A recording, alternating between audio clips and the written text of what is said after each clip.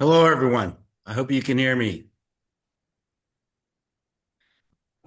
My name is Rob Wetzel, and I'm here to talk with you all today about our caves and the barrel aging that we do inside of our caves, as well as some of the Cabernet Sauvignons that we make.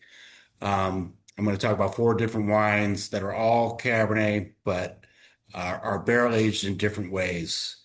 Um, so first, let me just toast you all. Cheers. And again, thank you for coming. Um, Alexander Valley Vineyards is my family's winery, and it was the first commercial vintage at the winery was in 1975, and I was born in 1978. So the winery is older than I am. I grew up here on the property in a house adjacent to the winery, and after going off to college, I started selling wine for the winery, and that was back in 2002. So I've been doing sales for the winery ever since then. Um, but I am here to talk about our caves. So Alexander Valley Vineyards is now home to the largest barrel aging cave in the entire country.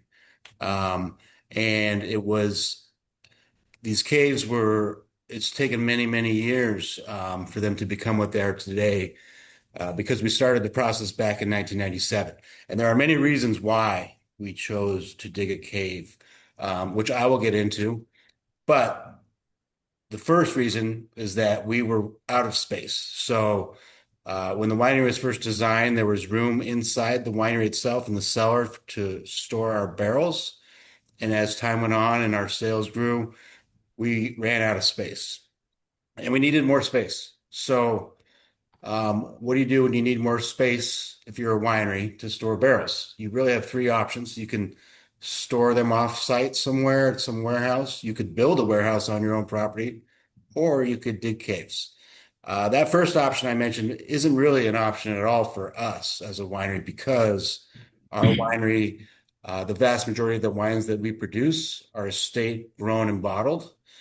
And to be an estate grown and bottled wine, every aspect of the production process has to take place on the estate, which includes bottling all the wines, as well as barrel storing and aging all the wines. So we couldn't ship our barrels off site. So we were left with two options: build a warehouse or dig a cave. And the decision was made to dig a cave, and that was back in 1997. That was our first cave that we dug. We call it phase one. Um, And again, there are more reasons than the three I just mentioned, but um, so maybe I can go through them really quickly. The caves are very, very cool, and I mean that literally and figuratively. They literally stay cool all year long, and people like to go inside and see them. So they serve that purpose. The temperature inside the cave is a constant within reason, within a few degrees temperature throughout the year. So it's always going to be around anywhere from 58 to 63 degrees inside of that cave.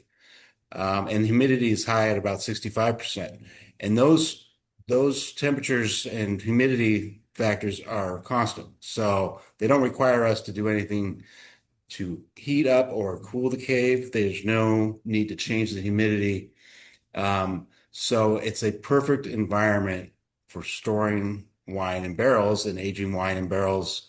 So there's no need to pay for temperature control. You don't need to pay the cost that would come with the warehouse.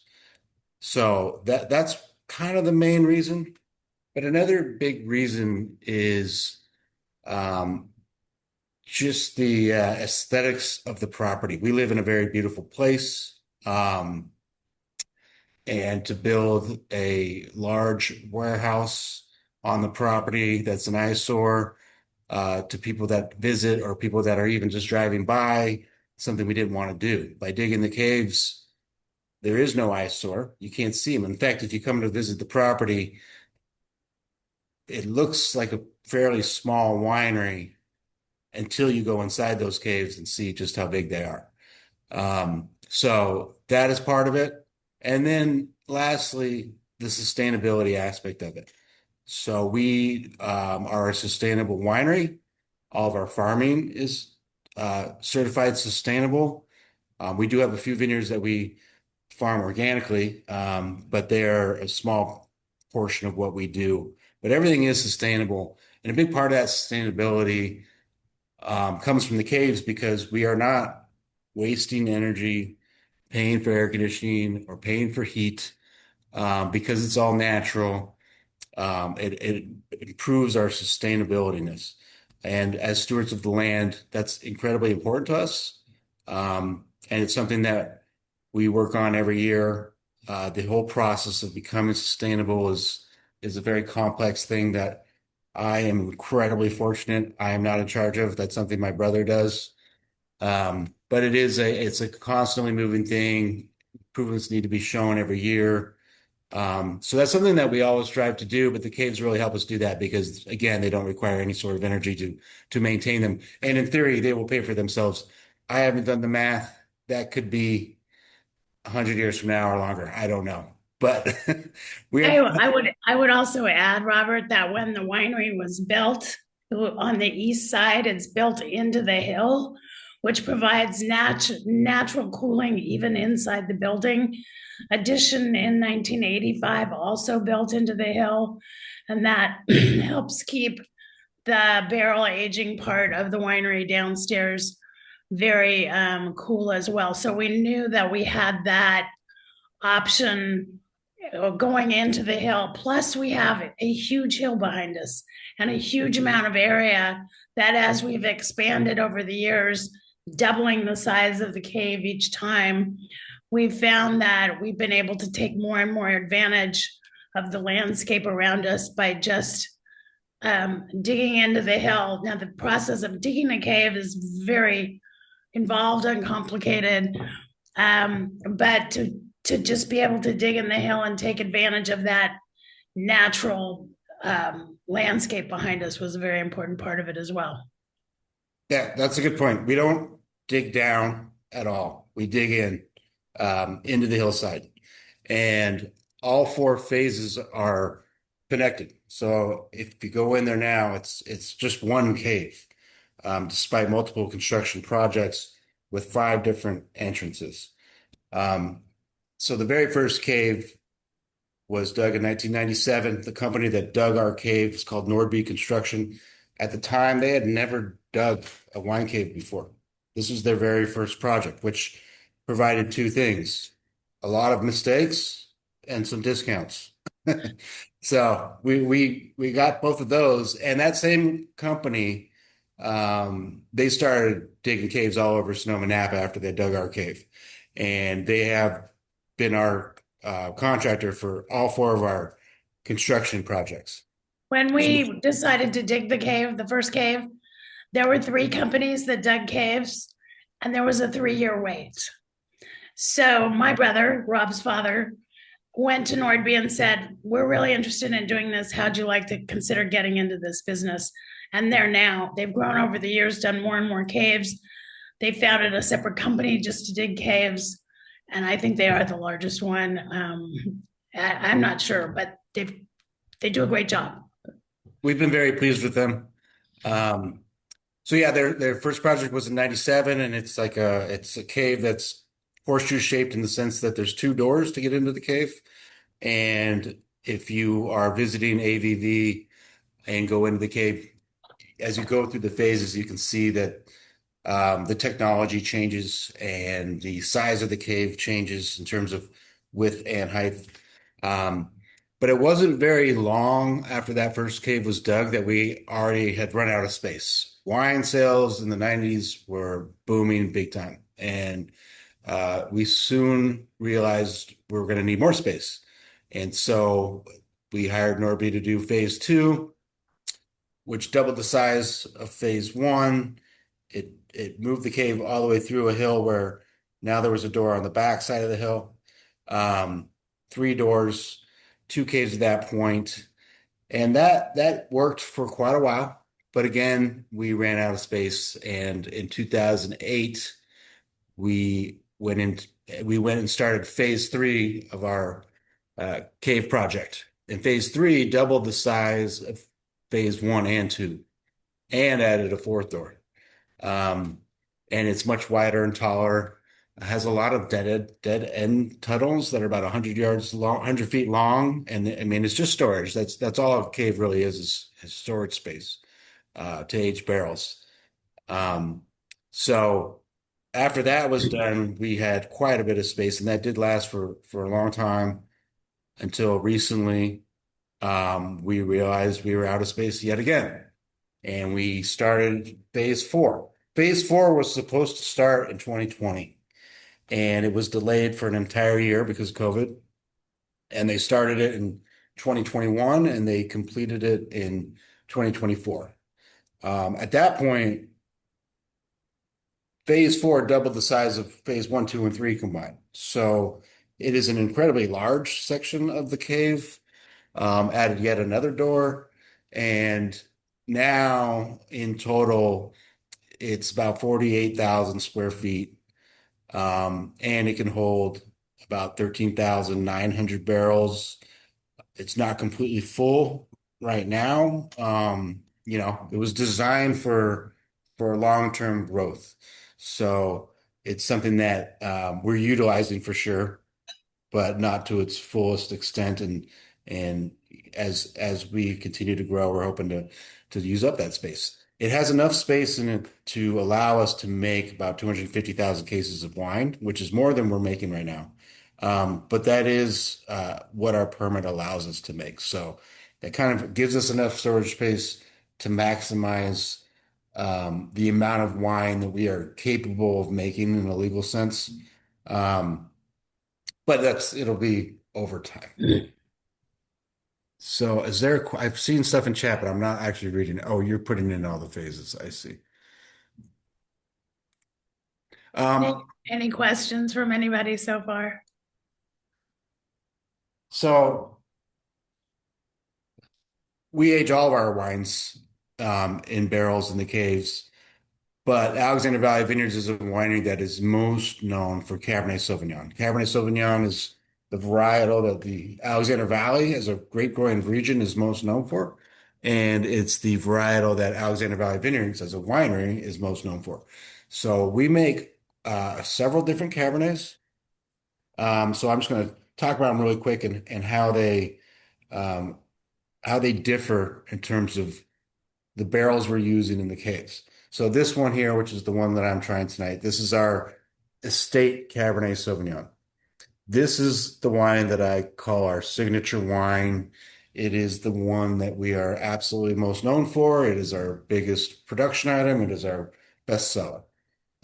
So this is a wine that is fairly easy to find out in the marketplace and is a delicious, excellent expression of the Cabernet Sauvignon that you can get from the Alexander Valley.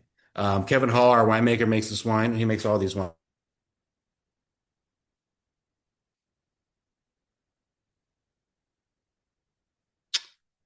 You've frozen up, Robert. So, I guess we'll have to punt here. Can everybody hear me?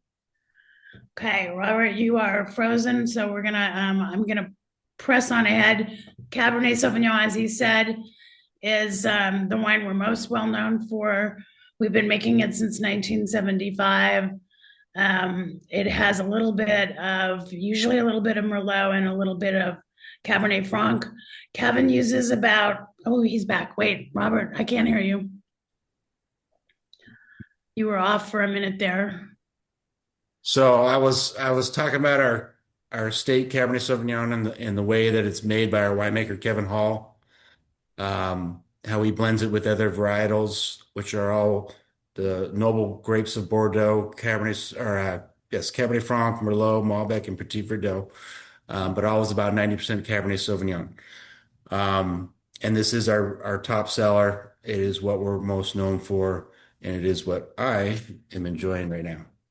It's a combination of French and American oak barrels in a variation of from 1 to 5 years old. He uses old wood and new wood to get a nice balance of the wood and the tannin from the wood in each of these wines.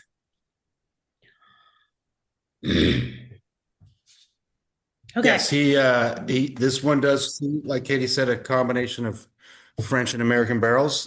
And he ages it for about 14 months, depending on the vintage, plus or minus a month, but it's around 14 months of age. The next Cabernet I want to discuss is our organic Cabernet. So this is a wine that we do produce from our organic vineyards. We have two organic vineyards of Cabernet on the property. They are certified organic. So this wine is a smaller production item, and you can differentiate it for, well, it does say on the back, I don't know, I'm Organically not grown sure if you grape. can all hear me. Yeah, we can hear you, but you're Um, freezing up. yeah, I don't know what's happening. I'm at the winery, it should be fine. But anyway, it has a green logo and a green foil, and we only make about 2,500 to 3,000 cases a year, so it's a smaller production item. And it is 100% Cabernet Sauvignon.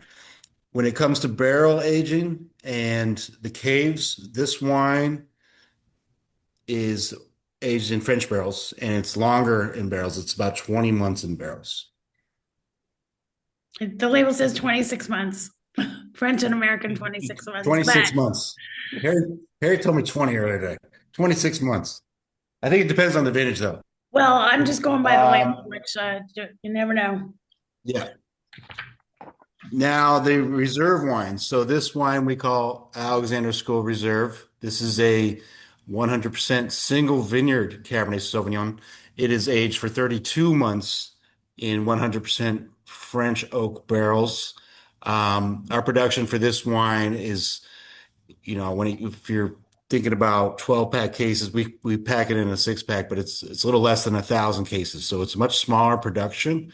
A lot of this is used for our wine club members, and it's a really fantastic bottle of Cabernet, very rich, great expression of Cabernet from the Alexander Valley.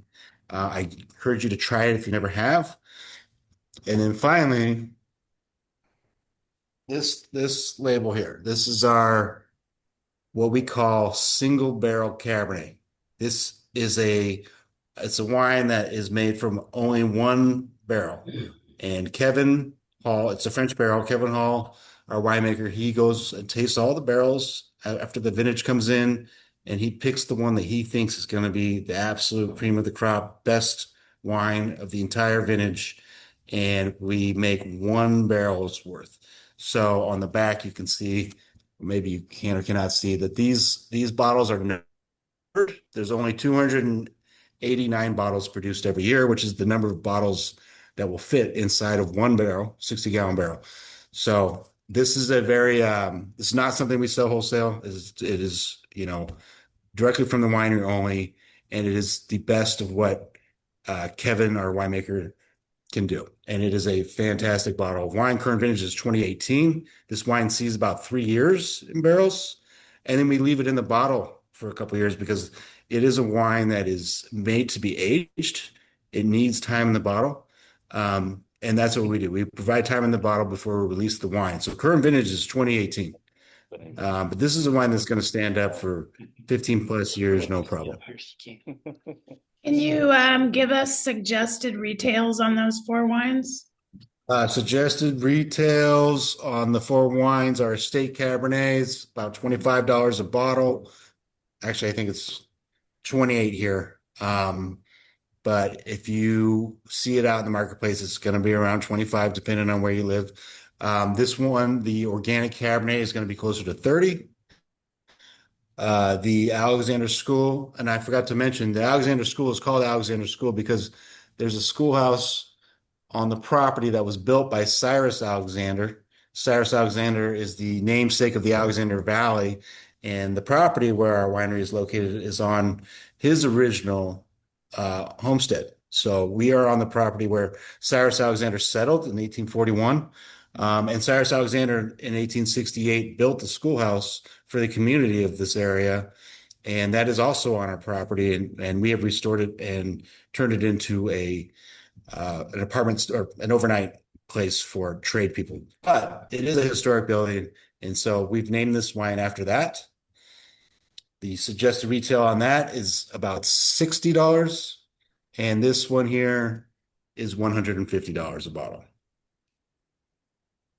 But again, there's only 289 every year. It's a special bottle. Great. What are you all drinking? Mr. Hartwig, Mr. and Mrs. Hartwig, what are you drinking tonight? If you can unmute or just show us if you want. Estate Cabernet, it looks like. No. Oh no, it's Merlot. Is that Merlot? Zinfandel? Can't see it. Zinfandel.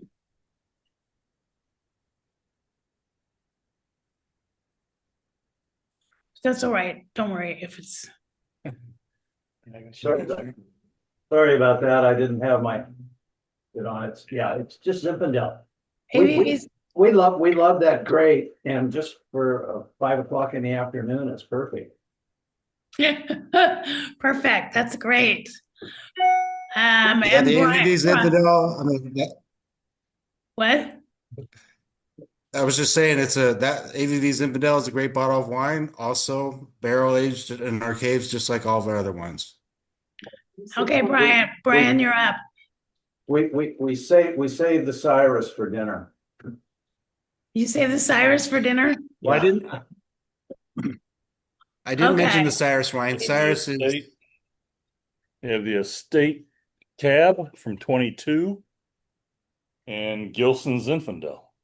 Aha. Okay. You're allowed to drink other people's wines. That's just fine. And Kevin knows that. Robert Engel, are you drinking something that we should know about? If you're there. I'm not drinking anything at the moment, but I've had numerous bottles of yours over the years, and we had a great tour of your vineyard some years ago, and so I've been following you ever since. Oh, thank you. That's wonderful. Yeah. And Beecher, I know, has been here before and has a vast, expansive cellar. I'm sure I can't see him or what he's drinking, but if he wants to chime in, that'd be great. We had a question, Robert. How in the world do you keep track of all those barrels? okay. There's a barcode system. So all the barrels are labeled with a barcode that uses software to tell us exactly what is in each barrel, where each barrel is located, the years, and everything. So and I'm not in production, I'm in sales, like I said earlier. So I don't know personally exactly how it works, but I do know that it's a software system. I don't know if Harry, you want to speak to that now that I see that you're here. Yeah, it just tracks each one, the percentage of French oak, American oak, new barrels, old barrels, where they are, all the lot history for everything. But I mean, that's how we track where they are in the cave. But things are off shifted by a row because someone's trying to get to something, and so you go and the count will be off. It does happen, but not as often as you would think. And when I interviewed Kevin last month, when we were talking about blending, he said he tastes every single barrel, which kind of floored me. I mean, I figured he must in general, but he said he tastes every single barrel during the course of the year. Several times, actually. Yeah. That's amazing to me. Yeah, it's exhausting. I've been involved in it. He has such a great memory for what he's tasted. It's beyond what most of us can imagine. Leslie wonders if he needs some help. Okay. That's a whole other immersive tour we could do. We do cave tours twice a day, which is just basically walking in and seeing it and hearing about the caves.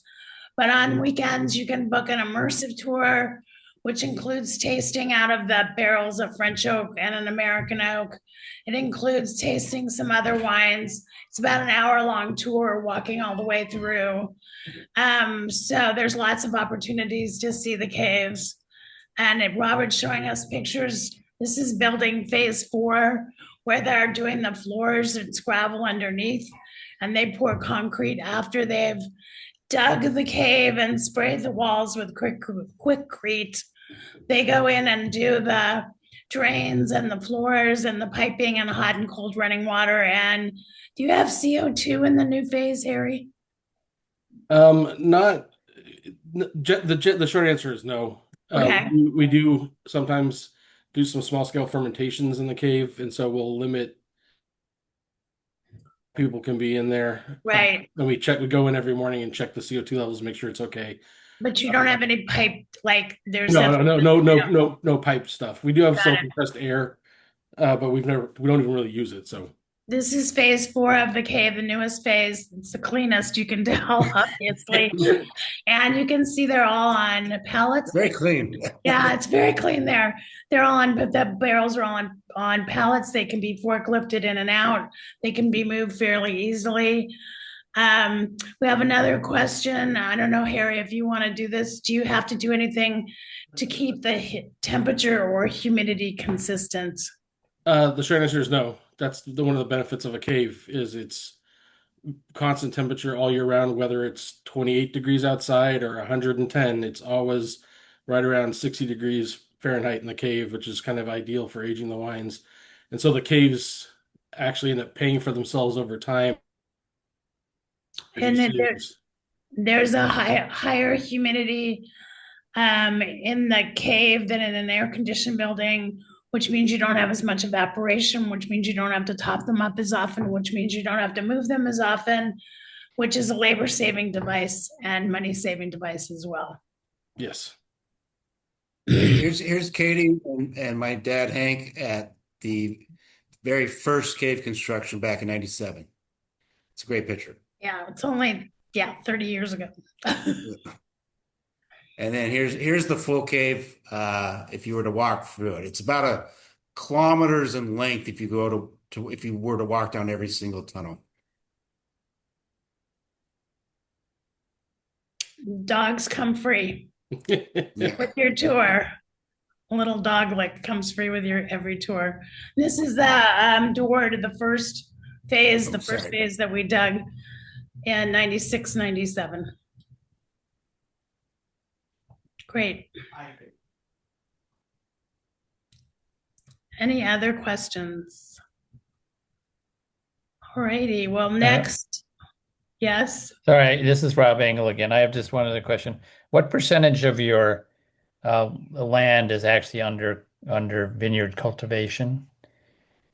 It's the land itself is 725 acres and 250 that are planted. I don't know what that math is in terms of percentage. About a third, yeah. Yeah. About a third, yeah. About a third. There's a lot of the property that is woods, just woods and higher elevation. A lot of the land doesn't have much going on it in terms of farming. We have about 250 acres of planted vineyards. And we also have, well, I was going to say 5 acres, but maybe that's more like 8 these days of gardens. My father in his retirement has become very, very involved in the Hillsburg Farmers Market and the Santa Rosa Farmers Market, and is growing a wide variety of fruits and vegetables here on the property, as well as raising chickens and selling eggs. So that's become his passion, and I'm pretty sure he cares more deeply about those 5 to 8 acres of gardens than he does about the 250 acres of grapes these days. Also, Robert, the property goes from the hillsides behind us. Much of that is not plantable at all. A lot of forest and woods up there, but also a lot of water in those hills that we're able to use. And then a lot of riverfront area on the Russian River, which there's a lot of open, well, not open, but unplantable area along the river as well. And there's a corridor of you can't plant within 90 feet, and we're much more than 90 feet away from the river. So we have a lot of riparian corridor, a lot of animal habitat, a lot of wild areas on the property, as well as vineyards really in the most plantable and easy to farm areas on the property. Great, thank you. Great. Well, thanks for joining us, everyone. Next month, Harry will be our host. And what will you be talking about, Harry? Think we're talking about like summer barbecue stuff. No, you're talking about vineyards with our vineyard manager. Oh yeah, say I'm doing that with Junior. Yes. But we'll do barbecue stuff too. That would be great. Wines for barbecue and for summer as well. Yes. Very good. All right. Well, thanks everyone for joining us. This is being recorded and will be up on our, is it going on YouTube? Do you know, Harry? Sorry, you broke up there. I don't know. I think so. I think Penny's gone. Yes, it will be on YouTube. It'll take a couple days. Okay, great. So people go back and look at them and refer to them as well. So great. We appreciate you coming, and we encourage you to come visit and take a tour of the caves. So thank you all for joining tonight. Next month, our call will be on July 25th with Harry and vineyard manager Esau Macias Jr., who has lived here his entire life, and he's got plenty of great stories to tell. Harry's lived here his entire life too, but they both have great stories to tell about the vineyard and living here and growing up here, and Robert too, as well. Yes. Great. All right. Building forts in the creeks. Yes, exactly. Thanks, everyone. Thanks for joining us, and we'll see you next time. Thank you, guys. Good night.